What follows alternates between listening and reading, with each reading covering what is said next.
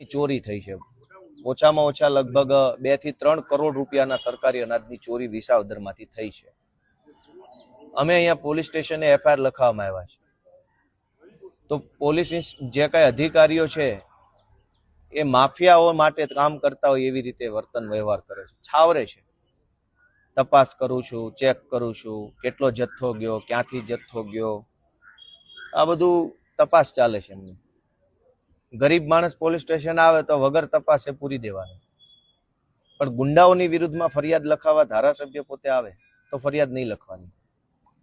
વિસાવદર પંથકના લગભગ તમામ ગામડામાં ગરીબ માણસોને જે સરકારી અનાજનો જથ્થો મળે છે, મજૂરી કરતા માણસ હોય, છેવાડાના માણસ હોય, ગરીબ માણસ હોય, એને 2-5 કિલો ઘઉં ચોખા મળવા પાત્ર છે. આ જથ્થાની પણ અહીંના વિસાવદરના સત્તા પક્ષના સમર્થનથી ગુંડા માથાભારે તત્વો જે છે એ ચોરી કરી જાય છે. હરેશભાઈ, આખી વાત આ બાજુ ફરી જાઓ, આખી વાત કરો એટલે આવતી જશે. આ બાજુ ફરીને કયો આખી શું ઘટના છે?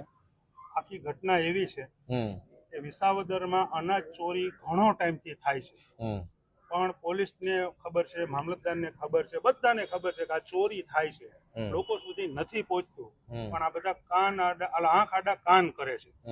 પણ આજે એવો બનાવ બન્યો કે હું છેલ્લા 15 દિવસથી રેકી કરતો હતો કે માલ આવે છે કે કેમ, પણ આજે 1 તારીખ આજ દિવસ સુધી કોઈ ગામમાં માલ આવ્યો નહીં.